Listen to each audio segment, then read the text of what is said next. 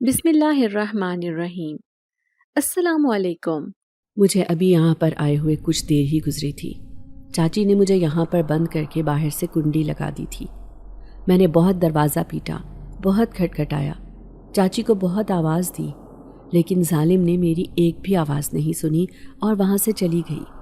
میں اس اندھیرے سٹور روم میں ایک کونے میں بیٹھ گئی اور بے آواز آنسو بہانے لگی۔ اب تو میں چیخ چیخ کر بھی تھک چکی تھی، لیکن چاچی کو مجھ پر ذرا بھی رحم نہیں آیا۔ اس سٹور روم میں کوئی بھی بلب یا لائٹ نہیں تھی، جو میں جلا لیتی تو کچھ روشنی کا آسرا ہو جاتا۔ اندھیرے سٹور روم میں مجھے زیادہ خوف محسوس ہو رہا تھا، اور اس وقت ایسے لگ رہا تھا جیسے میرے ارد گرد بہت سارے لوگ موجود ہوں۔ میں گھبرا کر دیوار سے ٹیک لگا کر اپنے گھٹنوں کے گرد بازو لپیٹ کر بیٹھ چکی تھی۔ اس وقت مجھے کچھ بھی اچھا نہیں لگ رہا تھا۔ طرح طرح کے خیال اور وہم ستا رہے تھے، اور بار بار چاچی کے اوپر غصہ آ رہا تھا۔ مجھے دکھ ہو رہا تھا، اس عورت نے میرے ساتھ یہ کیسا ظلم کمایا، حالانکہ میری تو کوئی اتنی بڑی غلطی بھی نہیں تھی۔ ایک چھوٹی سی غلطی کی اس نے اتنی بڑی سزا دی کہ مجھے اس سٹور روم میں بند کر کے چلی گئی۔ اب نہ جانے وہ کب مجھے اس قید سے نکالتی، لیکن اس وقت میرے لیے یہ اندھیرا ایک بہت بڑی سزا بن چکا تھا۔ اگر جو کمرے میں روشنی ہوتی تو شاید میں یہاں پر رات گزار لیتی، لیکن اب تو یہاں پر مکمل اندھیرا تھا کہ ہاتھ کو ہاتھ سجھائی نہیں دے رہا تھا۔ چاند کی بھی آخری تاریخیں تھیں، اسی وجہ سے باہر سے چاند کی روشنی بھی نہیں آ رہی تھی۔ گھپ اندھیرے میں مجھے اپنا ہاتھ سجھائی نہیں دے رہا تھا، اور میں آنکھیں پھاڑ پھاڑ کر اندھیرے میں دیکھنے کی کوشش کر رہی تھی، لیکن کچھ بھی دکھائی نہیں دیا۔ کچھ دیر تک چیخنے کے بعد جب میں بری طرح تھک گئی تو دیوار سے ٹیک لگا کر سر ایک طرف کو گرا لیا۔ نہ جانے کس وقت میری آنکھ لگ گئی، مجھے پتہ ہی نہ چلا۔ میں اچانک ہی سو گئی تھی، اور پھر جب میری آنکھ کھولی تو مجھے اپنے قریب کوئی بیٹھا ہوا محسوس ہوا۔ اس نے ایک دم میرا سر اپنے شانے پر رکھ لیا۔ مجھے ایک عجیب سا سکون محسوس ہوا، اور اسی سکون کو محسوس کرتے ہی میری دوبارہ سے آنکھ لگ گئی۔ میرا نام صوفیہ ہے اور میری عمر 19 سال ہے۔ میں اس بڑی ساری حویلی میں اپنی اماں، چاچا چاچی اور دادی کے ساتھ رہتی ہوں۔ میرے ابا کا انتقال تو اسی دن ہو گیا تھا جس دن میں پیدا ہوئی تھی۔ اسی رات ایک دشمن نے ابا کے اوپر راستے میں حملہ کر دیا۔ گولی لگنے کی وجہ سے ابا موقع پر ہی جاں بحق ہو گئے۔ ابا کے مرنے کے بعد میرے چچا کے سر پر دستار بندھ گئی اور انہیں قبیلے کی سرداری سونپی گئی، جبکہ میرے پیدا ہونے کی کوئی خوشی نہیں منائی گئی، ورنہ اس سے پہلے تو گھر میں میری پیدائش کا بہت زیادہ انتظار تھا۔ لیکن جب ابا کے ساتھ یہ حادثہ پیش آ گیا اور حویلی کا سردار بیٹا اس دنیا سے ہی کوچ کر گیا، تو اس کے بعد اس کی بیٹی کو صرف منحوس کا لقب ملا۔ ابا کے مرنے کے بعد حویلی میں سب نے مجھے منحوس کہنا شروع کر دیا۔ ان کے خیال میں نے پیدا ہوتے ہی اپنے باپ کو کھا لیا۔ یہی وجہ تھی کہ مجھے کسی کا بھی پیار نہیں مل سکا۔ اماں تو ابا کے غم سے ہی سنبھل نہیں پائی تھی۔ ایک تو میری پیدائش پر ان کی طبیعت بہت زیادہ خراب ہو گئی تھی، اور دوسرا پھر انہیں ابا کے جانے کا غم ملا، جس کے بعد ان کی طبیعت سنبھل ہی نہیں پائی، اور وہ کتنے ہی دن ہسپتال میں داخل رہیں۔ وہاں سے گھر آنے کے بعد وہ خاموش اور چپ چاپ اپنے کمرے میں پڑی رہتی۔ میرے رونے کی آواز بھی انہیں ہوش کی دنیا میں واپس نہ لاتی۔ وہ ابا کے سنگ خیالوں میں باتیں کر رہی ہوتی تھی، جبکہ میں رو رو کر ہلکان ہو کر پھر سے سو جاتی۔ یوں ہی میں پل کر جوان ہوتی گئی۔ ابا کے مرنے کے بعد اماں کو ایک چپ سی لگ گئی تھی، اور وہ بالکل ہی حویلی میں ایسے رہتیں جیسے یہاں پر موجود ہی نہ ہوں، جبکہ میرے چچا اور چچی کا حویلی پر ہولڈ قائم ہو گیا۔ وہ دونوں اس مقصد میں کامیاب ہو گئے جو انہیں چاہیے تھا۔ اگر میرے ابا کا کوئی بیٹا ہوتا تو دستار اس کے حصے میں آتی، لیکن اب چونکہ ابا کا کوئی بیٹا نہیں تھا، اسی وجہ سے دستار کا حق چچا کو ملا، اور یوں ابا کے 40ویں کے روز چچا قبیلے کے سردار بن گئے۔ ہمارے قبیلے اور حویلی کے رسم و رواج الگ ہی تھے۔ یہاں پر بیٹوں کو اور دستار کو اہمیت دی جاتی تھی، جبکہ بیٹیوں کو کوئی پوچھتا بھی نہیں تھا۔ اماں چونکہ بالکل ہی خاموش ہو گئی تھیں، اور زیادہ تر وہ حویلی کے کاموں میں مصروف دکھائی دیتی تھیں۔ انہیں تو جیسے مجھ سے بھی کوئی غرض نہیں تھی۔ وہ بہت ضرورت کے تحت ہی میرے قریب آتیں یا مجھے پیار کرتیں، ورنہ وہ چپ چاپ اپنے کسی نہ کسی کام میں مصروف رہتی تھیں۔ میں زیادہ تر حویلی کے ملازموں کے سر رہتی، یا پھر کبھی کبھار دادی کے پاس آ جاتی۔ دادی کے پاس بیٹھ کر مجھے سکون ملتا تھا۔ دادی کبھی کبھار مجھے پیار بھی کر لیتی اور کھانے کے لیے کچھ دے بھی دیتی تھی۔ میں اکثر ان کے پاس آ جاتی اور یا پھر ان کے پیچھے پیچھے چلتی حویلی میں گھومتی پھرتی رہتی۔ بچپن سے ہی مجھے چچی سے بہت ڈر لگتا تھا، کیونکہ وہ ہمیشہ میرے ساتھ غصے اور دبنگ انداز میں بات کرتی تھی۔ ان کا غصہ اور دیکھنے کا انداز مجھے سہما دیتا تھا اور میں خوفزدہ ہو جاتی تھی۔ یہی وجہ تھی کہ میں جہاں چچی کو دیکھتی وہیں پر میرے ہاتھ پیر کانپنے لگ جاتے۔ یا تو میں اپنا راستہ بدل دیتی یا پھر میں اپنی آنکھیں بند کر لیتی، جیسے مصیبت کو دیکھ کر کبوتر اپنی آنکھیں بند کر لیتا ہے۔ چچی کے رویے نے مجھے ان سے متنفر کر رکھا تھا۔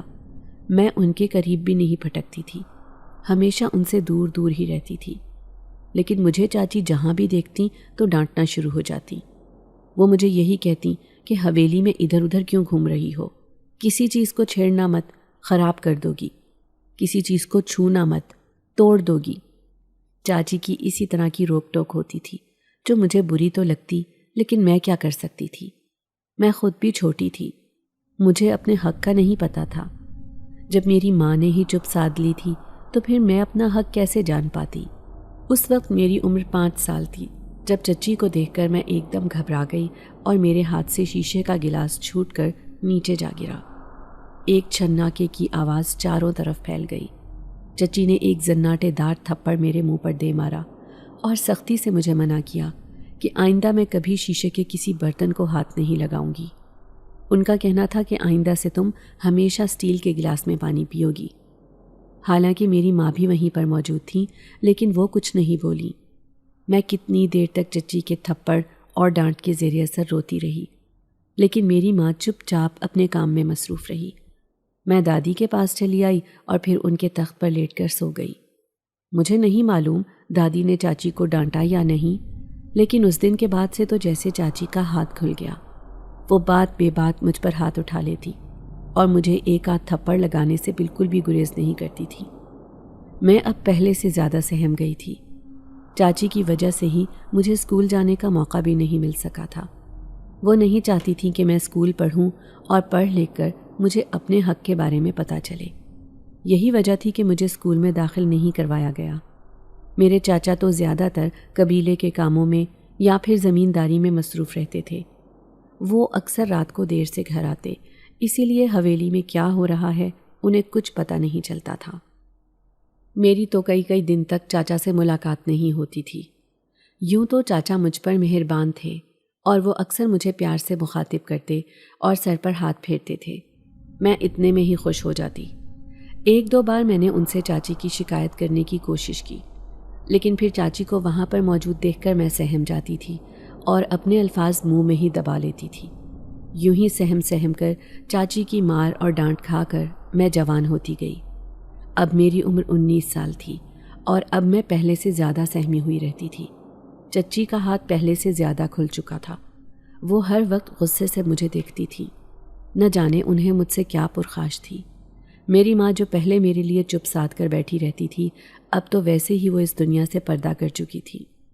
ایک رات خاموشی سے وہ موت کو لبیک کہتے ہوئے اس کے پیچھے چل پڑی تھی۔ میرے لیے تو اماں کا ہونا یا نہ ہونا ایک برابر ہی تھا۔ ان کے مرنے کے بعد بھی مجھے ان کی غیر موجودگی کا تو احساس ہی نہیں ہوا، لیکن دادی کے انتقال کے بعد مجھے ایسا لگا تھا جیسے میں بالکل اکیلی پڑ گئی ہوں، کیونکہ اب چاچی کو کھل کر کھیلنے کا موقع مل گیا تھا۔ چاچی نے مجھے ملازموں کے ساتھ ہی باورچی خانے میں مصروف کر دیا تھا اور وہ مجھ سے چن کر مشکل کام کرواتی تھی۔ چکی پر آٹا پسواتی اور اسی طرح کنڈی ڈنڈے پر مرچیں پسواتی۔ وہ مجھے ایسے کام دیتی جو بہت مشکل ہوتے اور مجھ سے کیے نہ جاتے، لیکن میں انہیں کر کے تھک جاتی۔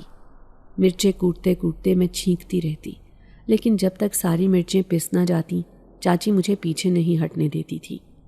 میرے ہاتھوں میں چھالے پڑ جاتے اور چھینک کر آنکھوں سے پانی بہتا رہتا، اور لال سرخ آنکھوں کے ساتھ میں مرچیں پیستی رہتی۔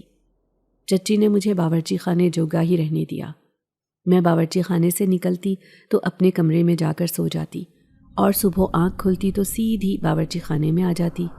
سارا دن یہیں پر گزر جاتا۔ نہ جانے چچی کہاں سے ڈھونڈ کر میرے لیے کام لے کر آتی اور مجھ سے ہی کروانے ہوتے۔ میں خاموشی سے چپ چاپ کام کرتی رہتی۔ لیکن آج تو حد ہی ہو گئی۔ آج مجھے بہت تیز بخار تھا اور مجھ سے اٹھا نہیں جا رہا تھا، سر بہت چکرا رہا تھا۔ میں اپنے کمرے میں ہی پڑی رہی۔ چچی نے جب مجھے باورچی خانے میں نہیں دیکھا تو سیدھی میرے کمرے میں آ گئیں۔ انہیں جب اس بات کا پتہ چلا کہ میری طبیعت ٹھیک نہیں، مجھے بخار ہے، تو انہوں نے مجھے غصے سے کہا کہ فوراً اٹھو اور جا کر باورچی خانے میں کام سنبھالو۔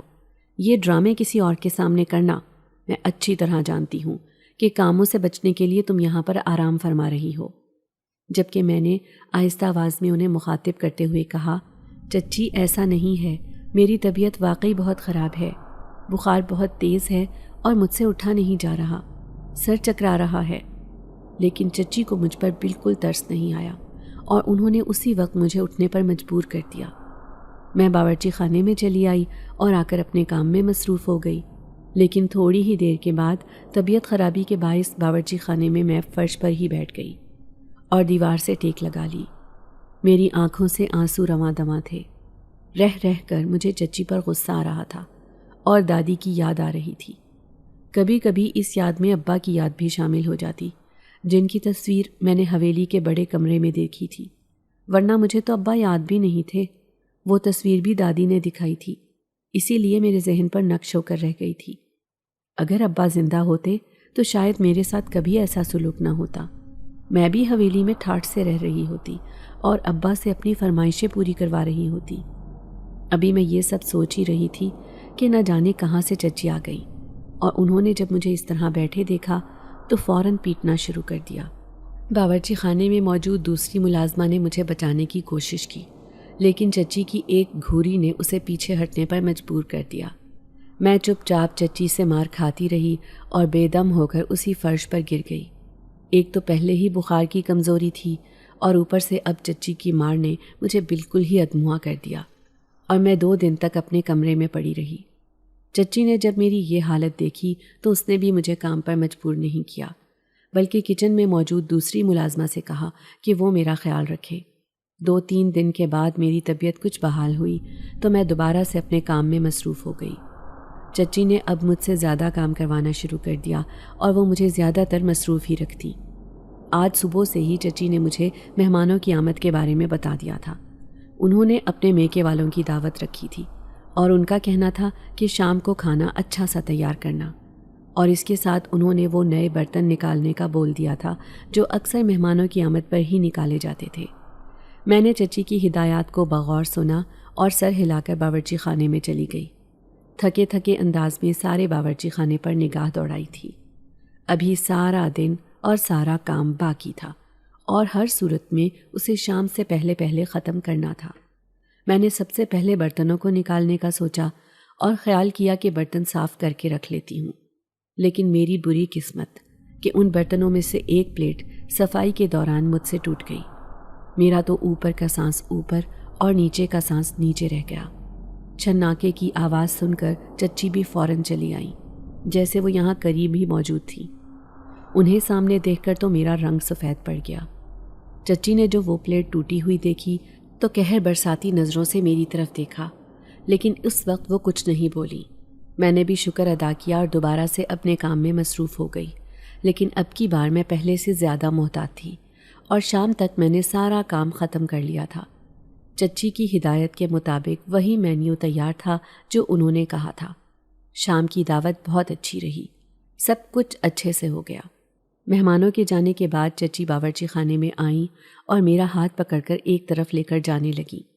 میں نے ان سے پوچھا بھی، چچی مجھے کہاں لے کر جا رہی ہو؟ لیکن انہوں نے میری ایک نہیں سنی اور حویلی کے پچھلی طرف بنے ہوئے کمروں میں لے آئیں۔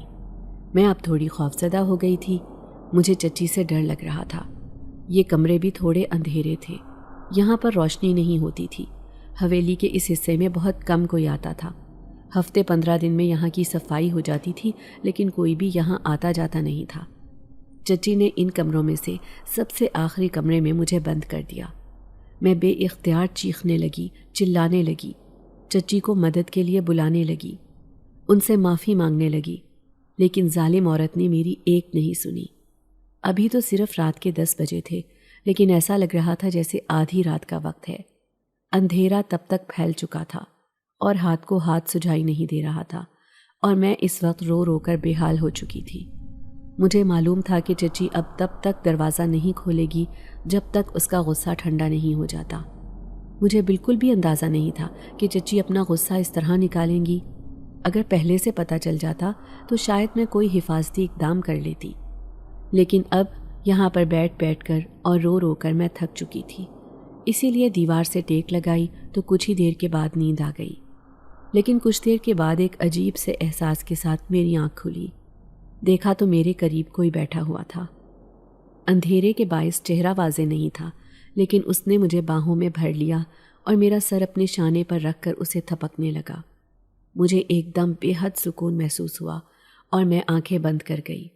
میری دوبارہ سے آنکھ لگ گئی تھی، لیکن مجھے ایسا محسوس ہوا جیسے میں ہوا میں اڑ رہی ہوں اور فضاؤں میں تیر رہی ہوں۔ دور، کہیں بہت دور میں ہواؤں میں اڑتی جا رہی ہوں۔ وہ شخص میرے ساتھ ہے، اس نے میرا ہاتھ تھاما ہوا ہے۔ اس کے کندھے پر سر رکھ کر میں ہوا میں اڑتے ہوئے خود کو بہت ہلکا محسوس کر رہی تھی۔ اس وقت ایسے لگ رہا تھا جیسے سارے غم اور پریشانیاں کہیں دور رہ گئے ہیں اور میں ہوں اور بس اس شخص کا ساتھ ہے جس سے مجھے بہت سکون محسوس ہو رہا تھا۔ چچی، حویلی، وہاں کی پریشانیاں، چچی کی ڈانٹ، حویلی کے کام، سب کچھ بھول گیا تھا۔ یاد تھا تو صرف اتنا کہ میں ہوا میں اڑتے ہوئے کسی انجانی منزل کی طرف بڑھ رہی تھی۔ اچانک کچھ دیر کے بعد میرے قدم زمین پر لگتے ہیں اور میں ایک دم چونک جاتی ہوں اور دیکھتی ہوں تو سامنے ایک خوبصورت باغ کا منظر واضح ہوتا ہے۔ اس باغ میں طرح طرح کے پھول لگے ہوئے ہیں جو بہت خوبصورت دکھائی دے رہے ہیں۔ ایک خوشبو سی سارے باغ میں پھیلی ہوئی ہے جو محسوس ہوتے ہی روح تک تازہ ہو جاتی ہے۔ میں اس باغ میں بھاگ رہی ہوں اور ارد گرد بھاگتے ہوئے پھولوں کو دیکھ کر خوش ہو رہی ہوں، انہیں چھو رہی ہوں۔ طرح طرح کے پھول بہت خوبصورت دکھائی دے رہے تھے جنہوں نے میری آنکھوں کو سکون بخش دیا۔ ان کی خوشبو محسوس کر کے میری روح کو آرام مل گیا۔ وہ شخص میرے پیچھے پیچھے ہی تھا اور مسکراتے ہوئے مجھے دیکھ رہا تھا۔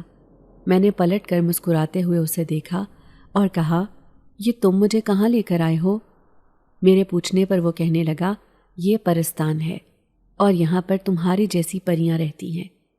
اس کی بات سن کر میں جیسے شرما سی گئی، لیکن پھر خیال آنے پر میں نے اس سے پوچھا، تم کون ہو؟ میں نے آج سے پہلے تمہیں کبھی نہیں دیکھا۔ میری بات سن کر وہ کہنے لگا، میرا نام علی شیر ہے اور میں ایک جن ذات ہوں۔ اس کی بات سن کر میرے مسکراتے چہرے پر ایک دم خوف پھیل گیا اور میں بے اختیار جھرجھری سی لے کر رہ گئی اور ایک دم میری آنکھ کھل گئی۔ آنکھ کھلتے ہی پہلا احساس مجھے اندھیرے کا ہوا، لیکن پھر دوسرا احساس اس سے بھی زیادہ شدید تھا جس نے خوف کی ایک پوری لہر میرے وجود میں دوڑا دی تھی، اور وہ احساس یہ تھا کہ میں کسی کے کندھے پر سر رکھے ہوئے لیٹی ہوں۔ ایک دم میں بھی سن سی ہو گئی اور اندھیرے میں ہی کہا، تم کون ہو؟ کون ہے یہاں پر؟ میں نے خوف بھرے انداز میں پوچھا تو وہ بولا، میں علی شیر ہوں، ابھی تو تمہیں بتایا تھا۔ اس کی بات سن کر میرے رونگٹے کھڑے ہو گئے اور پھر میں بے ہوش ہو کر گر گئی۔ مجھے جب ہوش آیا تو ہلکی ہلکی روشنی کمرے میں پھیلی ہوئی تھی۔ باہر شاید دن چڑھ آیا تھا، اسی وجہ سے کمرے میں روشنی محسوس ہو رہی تھی۔ میں ایک دم گھبرائے ہوئے انداز میں اٹھ بیٹھی۔ دیکھا تو کمرے میں کوئی موجود نہیں تھا، لیکن رات والی بات مجھے ابھی تک یاد تھی۔ اس بات نے میرے اندر ایک خوف سا بھر دیا تھا اور مجھے رہ رہ کر اب ہر چیز سے ڈر محسوس ہو رہا تھا۔ میں ہر چیز کو خوفزدہ نظروں سے دیکھ رہی تھی، یہاں تک کہ دیوار کے ساتھ لگتی جا رہی تھی، لیکن ایسا لگ رہا تھا کہ وہ ڈر کم نہیں ہو رہا تھا۔ مجھے ایک بار پھر سے رونا آ گیا۔ چچی نے یہ میرے ساتھ کیا ظلم کیا؟ آخر مجھے یہاں پر بند کر کے وہ بھول گئی اور ابھی تک کھولنے نہیں آئی، اور اگر چچی مجھے اسی طرح یہاں پر بند کر کے بھول گئی تو حویلی میں تو کسی کو پتہ ہی نہیں چلے گا کہ میں کہاں پر ہوں۔ یہ خیال آتے ہی خوف کی ایک سرد لہر پورے وجود میں دوڑتی چلی گئی، اور پھر میں نے ہمت کر کے اٹھتے ہوئے دوبارہ سے دروازہ زور زور سے بجانا شروع کر دیا، لیکن ابھی تک کسی تک میری آواز نہیں پہنچی تھی۔ کافی دیر میں دروازہ بجاتی رہی، کوئی میری مدد کو نہیں آیا۔ میں وہیں دروازے کے ساتھ لگ کر زمین پر بیٹھتی چلی گئی۔ اس وقت مجھے دادی اور ابا بہت یاد آ رہے تھے۔ اگر وہ ہوتے تو آج میرے ساتھ یہ سب نہ ہوتا۔ کاش ابا آپ مجھے بھی اپنے ساتھ ہی لے جاتے۔ مجھے بھی آپ مار دیتے، یوں زمانے کے ہاتھوں ٹھوکریں کھانے کے لیے زندہ نہ چھوڑ جاتے۔ اور میری ماں جو زندہ ہو کر بھی میرے لیے زندہ نہیں تھی، وہ مجھے کبھی یاد نہیں آئی۔ اس وقت بھی مجھے ان سے عجیب سی نفرت محسوس ہوئی۔ انہوں نے تو جیتے جی اپنا حق مجھ سے ختم کر دیا تھا اور کبھی میرے حق کے لیے وہ لڑی نہیں تھی، تو پھر میں کس منہ سے انہیں یاد کرتی؟ اس وقت بھی مجھے ابا اور دادی کا ہی خیال تھا۔ ایک بار پھر سے ہمت کرتے ہوئے اٹھی اور زور زور سے دروازہ بجایا۔ اب تک ہمت بھی جواب دے رہی تھی، کیونکہ کل صبح کا ناشتہ کیا ہوا تھا۔ دوپہر کا کھانا دعوت کی تیاری کی وجہ سے کھا نہیں سکی، اور رات کو جب کھانے بیٹھی تو چچی مجھے کھینچتی ہوئی یہاں پر لے آئیں۔ اب تو جیسے جان نکلنے والی ہو گئی تھی۔ اتنی دیر میں مجھے باہر کسی شور کی آواز سنائی دی۔ ایسے لگ رہا تھا جیسے کوئی کنڈی کھول رہا ہو۔ میرے چہرے پر خوشی چمکی اور آنکھوں میں امید جلنے لگی۔ ایک دم دروازہ کھلا تو دیکھا سامنے باورچی خانے میں کام کرنے والی ملازمہ موجود ہے۔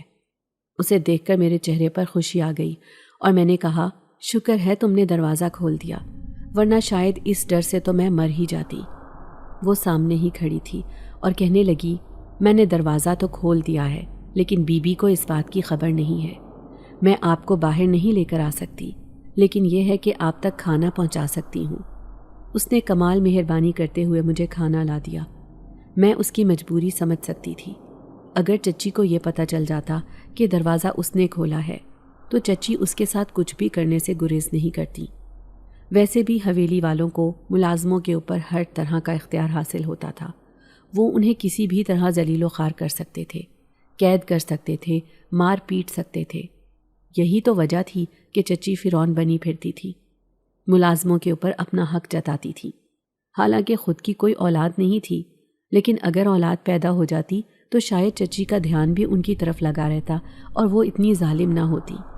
لیکن اب حالات بہت مختلف تھے اور ان حالات میں حویلی میں رہنا بہت مشکل ہوتا جا رہا تھا۔ ملازمہ کا لایا ہوا کھانا کھا کر میرے جسم میں کچھ توانائی آ گئی تھی اور اب میں خود کو پہلے سے بہتر محسوس کر رہی تھی۔ لیکن اب مجھے چچی کا انتظار تھا، وہ کب آئیں گی اور مجھے اس قید سے رہائی دیں گی۔ اس طرح تو میں باہر بھی نہیں جا سکتی تھی، ورنہ حویلی کے ملازمین کی شامت آ جانی تھی۔ مجھے وہیں پر بیٹھ کر صبر سے انتظار کرنا تھا۔ ویسے تو اب دن تھا، روشنی ہو چکی تھی اور کمرے میں بھی محسوس ہو رہی تھی، اسی لیے مجھے اتنا خوف محسوس نہیں ہو رہا تھا۔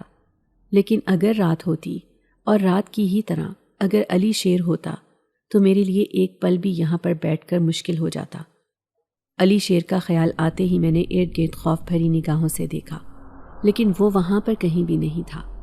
اس کی موجودگی مجھے محسوس تو ہو رہی تھی، لیکن وہ دکھائی نہیں دے رہا تھا۔ میں رات والی بات کو سوچنے بیٹھ گئی۔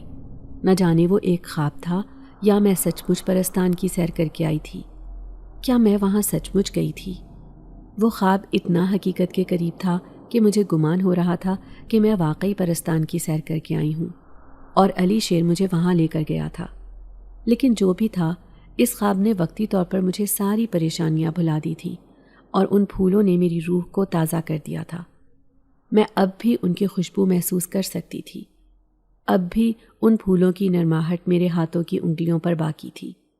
میں اس خواب کے بارے میں سوچتے سوچتے دیوار سے ٹیک لگا کر کب سو گئی مجھے خبر نہیں ہوئی، اور پھر سے مجھے وہی خواب اسی طرح دکھائی دیا۔ اب کی بار بھی میں علی شیر کے کندھے پر سر رکھے اس کا ہاتھ تھامے پرستان کی سیر کو نکلی تھی۔ وہاں پر پہنچتے ہی وہ پھولوں کا باغ جیسے میرا منتظر تھا اور اس نے باہیں کھول کر مجھے خوشامدید کہا تھا۔ میں ان پھولوں میں بھاگنے دوڑنے لگی، ان کی خوشبو کو محسوس کرتے ہوئے آج میں اس باغ میں بہت آگے تک آ گئی تھی۔ یہاں ایک دم مجھے ایک چھوٹی سی ندی دکھائی دی۔ اس ندی میں نے پاؤں اتارے تو جیسے اندر تک سکون اتر گیا۔ علی شیر میرے پیچھے ہی تھا، مجھے ندی میں پاؤں اتارتے دیکھ کر کہنے لگا، اس کا پانی بہت ٹھنڈا ہوتا ہے، تمہیں بہت سکون محسوس ہوگا۔ علی شیر یہ کہتے ہوئے میرے قریب ہی بیٹھ گیا۔ میں نے اس سے پوچھا، تم کون ہو اور مجھے اتنی خوبصورت جگہ پر کیوں لے کر آئے ہو؟ علی شیر کہنے لگا، میں نے تمہیں بتایا تھا نا کہ میں ایک جن زاد ہوں، میں حویلی کے کمرے میں ہی رہتا ہوں۔ نہ جانے کتنے برس بیت گئے مجھے وہاں پر رہتے ہوئے، میں کبھی وہاں سے نکلا نہیں کیونکہ وہاں پر کوئی آتا جاتا نہیں، لیکن اس دن تمہیں وہاں پر دیکھا تو میں تمہارے قریب خود کو آنے سے روک نہیں سکا۔ تم جس طرح رو رہی تھی اور تمہارے چہرے پر جتنا غم اور پریشانیاں تھیں، میں خود کو روک نہیں پایا اور فوراً تمہارے قریب آ گیا۔ میں تمہیں حوصلہ دینا چاہتا تھا، دلاسا دینا چاہتا تھا، میں تمہاری ہمت بننا چاہتا تھا، اسی لیے میں نے تمہارا سر اپنے کندھے پر رکھا۔ تم سو گئی تھیں تو میں نے سوچا کہ تمہیں پرستان کی سیر کروا لاتا ہوں، شاید اس طرح تمہاری طبیعت کچھ بہتر ہو جائے، شاید اس طرح تم اچھا محسوس کرو۔ اور میرا اندازہ بالکل ٹھیک نکلا۔ اس کے بعد سے تمہاری طبیعت پہلے سے کافی بہتر ہے اور اب تم کافی ہلکا محسوس کر رہی ہو۔ علی شیر نے مجھے وضاحت دی تو میں مطمئن ہو گئی اور اس سے کہا، تم بالکل ٹھیک کہہ رہے ہو۔ اس رات کی سیر کے بعد اب میں بہت بہتر محسوس کر رہی ہوں، لیکن پھر بھی میرے دل میں چچی کا غم ہے۔ انہوں نے میرے ساتھ اچھا نہیں کیا۔ میں ہمیشہ ان سے دب کر رہی ہوں۔ اس حویلی میں بہت مشکل دن گزارے ہیں میں نے، حالانکہ میں اس حویلی کی پوتی ہوں، بڑی پوتی اور اکلوتی پوتی، لیکن شاید میری دادی اور ابا کے نہ ہونے کی وجہ سے چچی نے مجھے آسان ٹارگٹ سمجھ لیا ہے اور وہ اب مجھ سے بدلے لے لے کر نہ جانے کیا کرنا چاہتی ہیں۔ میں نے مایوسی کے عالم میں علی شیر سے کہا تو اس نے ایک دم میرا ہاتھ تھام کر اپنے سینے کے مقام پر رکھ دیا۔ میں گھبرا سی گئی، لیکن اس نے میرا ہاتھ نہیں چھوڑا اور کہنے لگا کہ تم فکر مت کرو، تمہاری ساری پریشانیاں اب سے میری ہیں اور تمہاری چچی کو تو میں خوب مزہ چکھا دوں گا، تم فکر مت کرو۔ ایک بار تم اس کمرے سے باہر چلی جاؤ، اس کے بعد تمہاری چچی کو کس طرح مزہ چکھانا ہے یہ میں جانتا ہوں۔ علی شیر نے کچھ سوچتے ہوئے کہا تو میں اس کی طرف دیکھتی رہ گئی۔ پھر ایک دم میری آنکھ کھلی تو دیکھا اس اندھیرے کمرے میں تو کوئی بھی موجود نہیں تھا۔ وہ خواب پھر سے بہت حقیقت پرور لگ رہا تھا۔ ایسا لگ رہا تھا جیسے علی شیر یہیں کہیں موجود ہے۔ میں نے متلاشی نگاہ سے ارد گرد دیکھا، لیکن وہاں کوئی نہیں تھا، لیکن مجھے اس کی خوشبو محسوس ہو رہی تھی۔ مجھے اپنے ہاتھ پر اس کے سینے کا لمس محسوس ہو رہا تھا۔ میں اب خوفزدہ نہیں ہوئی تھی، مطمئن سی ہو گئی تھی۔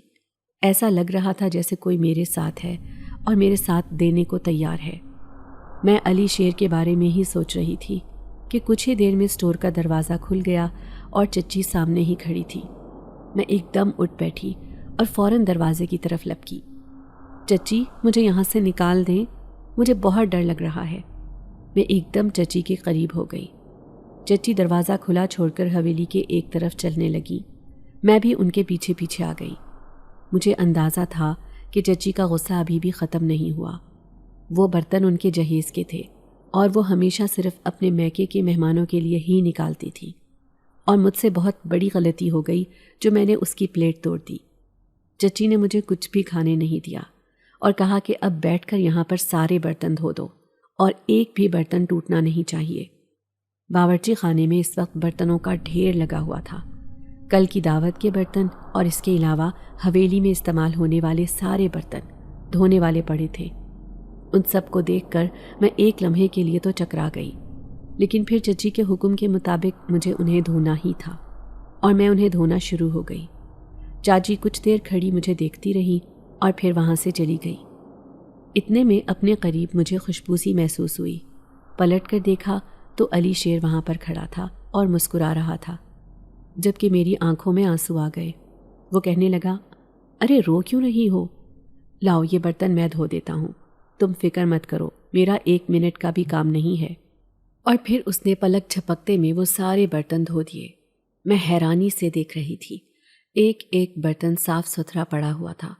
مجھے تو جیسے اپنی آنکھوں پر یقین ہی نہیں آ رہا تھا۔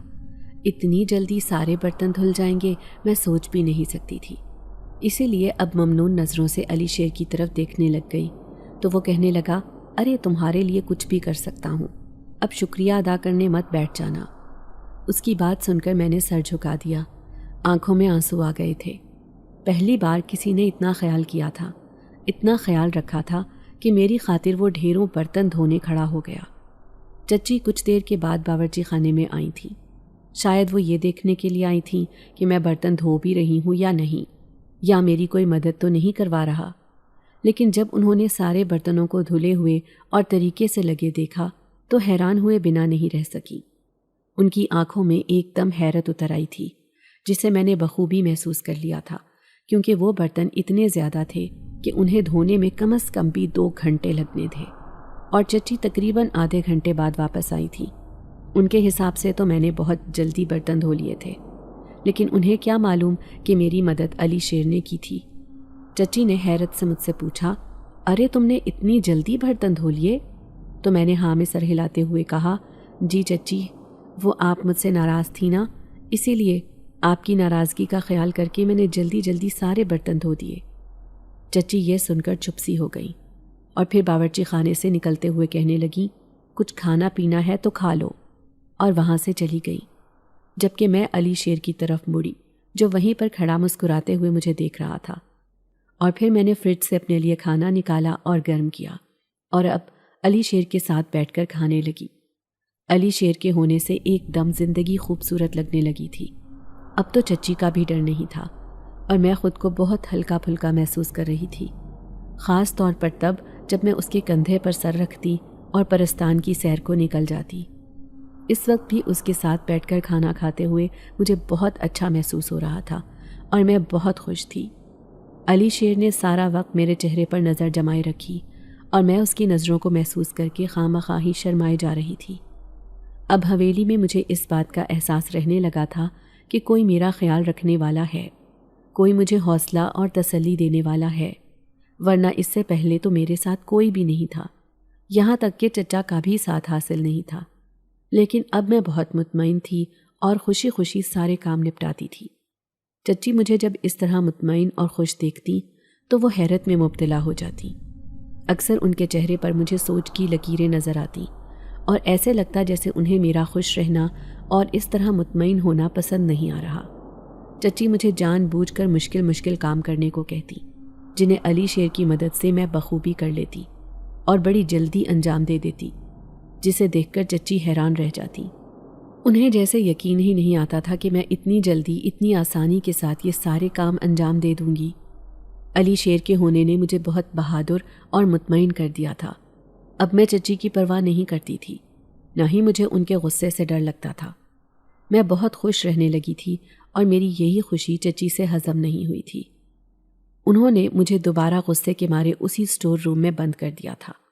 وہاں پر آ کر میں اونچی اونچی ہنسنے لگی، کیونکہ چچی نے تو اپنی طرف سے مجھے سزا دی تھی، جبکہ میں تو یہاں پر علی شیر کے ہونے کی وجہ سے بہت خوشی محسوس کر رہی تھی، اور ہم دونوں بیٹھ کر کتنی ہی دیر باتیں کرتے رہتے۔ آج تو میں نے دروازہ بھی نہیں بجایا تھا اور کسی سے مدد بھی نہیں مانگی تھی۔ چچی نے مجھے اگلے دن شام کو وہاں سے نکالا، لیکن میرا مطمئن اور خوش چہرہ دیکھ کر وہ حیرت میں گھر گئیں، اور کتنی ہی دیر میرے چہرے پر کوئی پریشانی، کوئی بے چارگی ڈھونڈتی رہی۔ لیکن اب میں نے سوچ لیا تھا، میں چچی کے آگے فریاد نہیں کروں گی اور نہ ہی ان کی منتیں کروں گی، بلکہ میں خوش رہوں گی، کیونکہ چچی یہی چاہتی ہیں کہ میں ان کے آگے روؤں، گڑ گڑاؤں، ان کی منتیں کروں اور بیچاری بن کر رہوں۔ لیکن میں اب ایسے نہیں کروں گی۔ اس حویلی پر میرا بھی اتنا ہی حق ہے جتنا چچی کا ہے، اس لیے میں نے اب سر اٹھا کر جینے کا سوچ لیا تھا، اور اس سلسلے میں میری مدد علی شیر کے علاوہ اور کون کر سکتا تھا؟ اسی نے ہی مجھے یہ ہمت اور حوصلہ دیا تھا۔ اسی لیے جب چچی نے مجھے قید سے باہر نکالا تو میں بڑے مطمئن سے انداز میں کچن میں چلی آئی اور وہاں پر بیٹھ کر کھانا کھانے لگی۔ چچی کو شاید میرے انداز کی تبدیلی محسوس ہو گئی تھی۔ انہوں نے مجھے اس وقت تو کچھ بھی نہیں کہا، لیکن اگلے دن چچا نے مجھے شام کے وقت جب اپنے کمرے میں بلوایا تو میں حیرت میں ڈوب گئی۔ نہ جانے آج کتنے سالوں کے بعد چچا کا بلاوا آیا تھا، ورنہ میرے سارے معاملات تو چچی ہی دیکھتی تھی۔ میں دھڑکتے ہوئے دل کے ساتھ چچا کے کمرے میں داخل ہوئی۔ چچا سامنے ہی موجود تھے اور میرے ہی منتظر بیٹھے ہوئے تھے۔ مجھے دیکھ کر کہنے لگے، آؤ آؤ صوفیہ بیٹا، کیسی ہو؟ چچا نے مجھے محبت اور شفقت سے بلاتے ہوئے کہا تو میں نے سر آہستہ سے ہلا دیا اور کہا، میں بالکل ٹھیک ہوں۔ جبکہ چچا کہنے لگے، ارے یہ تمہاری چچی کو تم سے بہت شکایتیں ہیں، تم اس کے آگے بدتمیزی کرتی ہو اور سوال جواب کرتی ہو، نہ کیا کرو، تمہاری بڑی ہے، تمہیں جو سمجھاتی ہے تمہارے بھلے کے لیے ہی کہتی ہیں، اس لیے بدتمیزی مت کیا کرو۔ ویسے بھی میں سوچ رہا ہوں کہ اب تمہاری شادی کر دی جائے، 20 برس کی ہونے والی ہو، اور حویلی کی لڑکیوں کی تو ہم 14-15 برس کی عمر میں ہی شادی کر دیتے تھے، لیکن اب چونکہ بھائی صاحب اور بھابھی زندہ نہیں تھے، اور اماں نے بھی اس طرف دھیان نہیں دلایا تو مجھے بھی کبھی خیال نہیں آیا۔ اب میں سوچ رہا ہوں کہ تمہاری شادی کر دوں تاکہ تم اپنے گھر بار والی ہو جاؤ اور مجھے بھی قیامت والے دن اپنے بھائی کو منہ دکھانا آسان ہوگا۔ چچا نے جب مجھے یہ کہا تو میں پھٹی پھٹی نگاہوں سے ان کی طرف دیکھتی رہ گئی۔ مجھے یقین نہیں آ رہا تھا کہ چچا مجھ سے میری شادی کی بات کر رہے ہیں۔ میں تو ابھی شادی کرنا ہی نہیں چاہتی تھی، اور چچا نے اب اچانک سے یہ کہہ دیا، جبکہ مجھے تو علی شیر اچھا لگتا تھا۔ میں اپنے منہ سے اب چچا کو یہ سب کیسے بتاتی؟ اسی لیے چپ چاپ ان کے کمرے سے باہر نکل آئی۔ اس وقت میرے چہرے پر بہت زیادہ پریشانی تھی۔ سامنے ہی علی شیر کھڑا تھا۔ اس نے اشارے سے پوچھا بھی، لیکن میں نے نفی میں سر ہلا دیا اور اسے کچھ نہیں بتایا۔ میں اسے کیا بتاتی کہ چچا نے مجھ سے میری شادی کی بات کی ہے اور اب وہ جلد ہی کسی کے ساتھ مجھے رخصت کر دیں گے۔ میرے لیے یہ بہت بڑی پریشانی کی بات تھی۔ میں چپ چاپ اپنے کمرے میں آ کر لیٹ گئی۔ چچی شاید جیت گئی تھی اور میں پھر سے ہار گئی تھی۔ آنسوؤں کی ایک لہر میری آنکھوں سے بہنے لگی اور پھر سارا دن میں نے اپنے بستر میں اسی طرح گزار دیا۔ اور چچا نے صرف یہ کہا ہی نہیں، وہ جلد ہی اس پر عمل بھی کرنے والے تھے۔ کچھ ہی دنوں میں گھر میں میری شادی کی تیاریاں شروع ہو گئیں۔ چچی کا کہنا تھا کہ ہر چیز بہترین اور اچھی ہو۔ نہ جانے انہوں نے کس کو میرا ہمسفر منتخب کیا ہوا تھا، مجھے تو یہ بات معلوم ہی نہیں تھی اور نہ ہی میں اس بارے میں کچھ جاننا چاہتی تھی۔ لیکن حیرت کی بات یہ تھی کہ اس دن کے بعد سے علی شیر بھی مجھ سے ملنے کے لیے نہیں آیا۔ میں نے اس کا بہت انتظار کیا، لیکن نہ جانے وہ کہاں چلا گیا تھا، آیا ہی نہیں۔ میں تو حویلی کے اس اسٹور روم تک بھی گئی اور کتنی ہی دیر وہاں پر بیٹھ کر اسے یاد کرتی رہی تھی، لیکن نہ جانے وہ مجھ سے ناراض ہو گیا تھا یا کیا تھا۔ بہرحال وہ دوبارہ مجھ سے ملنے کے لیے نہیں آیا۔ حویلی میں میری شادی کی تیاریاں عروج پر تھیں۔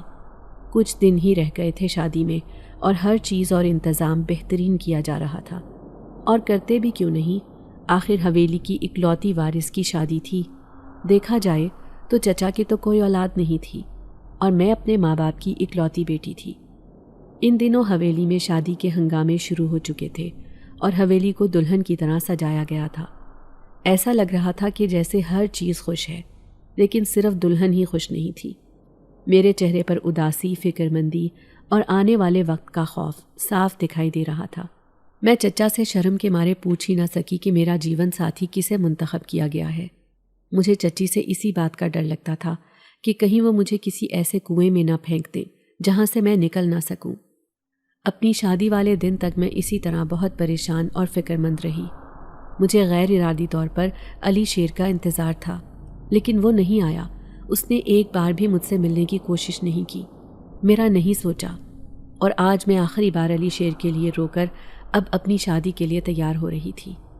اب تو چچی کا بھی موڈ مجھ سے اچھا ہو گیا تھا، اور آج میری شادی والے دن وہ ایک ماں کی طرح فکر مند تھی اور سارے انتظامات دیکھ رہی تھی۔ تھوڑی تھوڑی دیر کے بعد آ کر مجھے دیکھتی اور میرے سر پر ہاتھ پھیرتی۔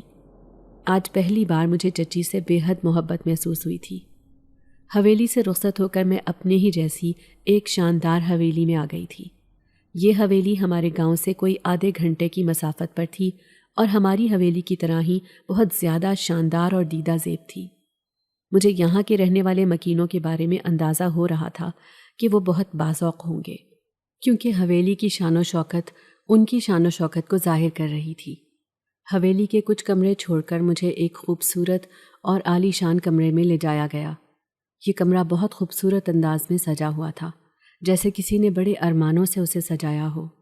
میں جو اب تک اپنی شادی پر ذرا بھی خوش نہیں تھی اور ایک انجانے خوف کے زیر اثر تھی، اب تھوڑا مطمئن ہو گئی اور کمرے میں نگاہ دوڑا کر ایک ایک چیز کو دیکھنے لگی۔ ہر چیز بہت شاندار اور عالی شان تھی اور بہت خوبصورتی سے سجائی گئی تھی۔ میں اس وقت بھول ہی گئی تھی کہ میں کہاں موجود ہوں۔ اتنے میں آہٹ محسوس ہوئی اور ایک مخصوص خوشبو نے مجھے اپنے حصار میں لے لیا۔ میں ایک دم خوفزدہ ہو کر پلٹی تو سامنے ہی علی شیر کھڑا تھا۔ اسے دیکھ کر جیسے میرا رنگ سفید پڑ گیا ہو اور میں نمک کا مجسمہ بن گئی ہوں۔ ایک دم گھبراہٹ کے عالم میں نے باہر کے دروازے کی طرف دیکھا اور پھر علی شیر کو دیکھا۔ علی شیر، تم یہاں کیا کر رہے ہو؟ اب میری شادی ہو گئی ہے۔ میں نے تمہارا کتنا انتظار کیا تھا، لیکن تم نہیں آئے۔ نہ جانے تم مجھے چھوڑ کر کہاں چلے گئے تھے۔ اب آج نہیں، چلے جاؤ یہاں سے۔ اب میری زندگی میں دوبارہ لوٹ کر مت آنا۔ میری شادی ہو چکی ہے اور اب میں اپنے شوہر کے ساتھ ایک مطمئن اور پرسکون زندگی گزارنا چاہتی ہوں۔ میں نے منت بھرے انداز میں علی شیر سے کہا تو وہ دلچسپی سے میرے چہرے کی طرف دیکھتے ہوئے آگے بڑھا اور کہنے لگا، ارے تو شوہر کے بغیر زندگی کیسے گزارو گی؟ میں کب کہہ رہا ہوں کہ شوہر کے بغیر رہو؟ شوہر کے ساتھ رہو نا۔ یہ کہتے ہوئے علی شیر نے ایک دم مجھے اپنے ساتھ لگا لیا اور اسی طرح میرا سر اپنے شانے پر ٹکا لیا اور میرے کندھے پر آہستہ آہستہ ہاتھ پھیرنے لگا۔ اس کے ہونے سے مجھے ایک دم سکون کا احساس ہوا، لیکن یہ خیال کہ اگر میرا شوہر کمرے میں آ گیا اور اس نے مجھے علی شیر کے ساتھ اس طرح دیکھ لیا تو نہ جانے وہ کیا سمجھے۔ میں اپنی بدبختی میں اضافہ نہیں کرنا چاہتی تھی، اسی لیے علی شیر سے دور ہٹی اور اسے کہا، تم جاؤ یہاں سے، میرا شوہر کسی بھی لمحے آتا ہوگا، مجھے کسی نئی آزمائش میں مت ڈالو، چلے جاؤ یہاں سے۔ میں نے علی شیر سے منت بھرے انداز میں کہا تو وہ کہنے لگا، صوفیہ میں ہی تمہارا شوہر ہوں، اپنے علاوہ میں تمہاری شادی کسی اور سے کیسے ہونے دے سکتا تھا؟ میں نے تمہارے چچا سے تمہارا ہاتھ مانگا تھا اور اپنی اس حویلی میں رخصت کروا کر لے آیا ہوں۔ میں تمہیں کیسے اپنی نگاہوں کے سامنے کسی اور کا ہونے دیتا؟ تم میری ہو اور تم صرف میری بن کر رہو گی۔ علی شیر نے یہ کہتے ہوئے ایک دم سے پھر سے مجھے اپنے ساتھ لگا لیا، جبکہ میں تو اس جھٹکے سے ہی سنبھل نہیں پائی تھی کہ علی شیر میرا شوہر ہے۔ میں حیرت سے اسے دیکھتی جا رہی تھی، لیکن اس کے چہرے پر سچائی تھی۔ مجھے اطمینان ہو گیا۔ واقعی میں نے علی شیر کی محبت پر شک کیسے کیا؟ وہ تو کبھی مجھے اکیلا نہیں چھوڑ سکتا تھا اور نہ ہی کسی اور کا ہونے دے سکتا تھا۔ اب کی بار میں نے مطمئن ہو کر علی شیر کے شانے پر سر ٹکا لیا اور ایک نئے پرستان کی سیر کو نکل کھڑی ہوئی۔ مجھے یقین تھا کہ آئندہ آنے والی زندگی ان پھولوں کی طرح ہی خوبصورت اور خوشبو بھری ہوگی اور مجھے کسی چچی کی کوئی مار ڈانٹ یا قید برداشت نہیں کرنا پڑے گی۔ اگر آپ کو آج کی ہماری کہانی پسند آئی ہے تو اسے لائک کیجیے اور اپنے پیاروں کے ساتھ شیئر کیجیے، اور ہاں، اگر آپ نے ابھی تک ہمارا چینل سبسکرائب نہیں کیا تو ضرور کیجیے۔ ملتے ہیں کل ایک نئی اور دلچسپ کہانی کے ساتھ، تب تک کے لیے اللہ حافظ۔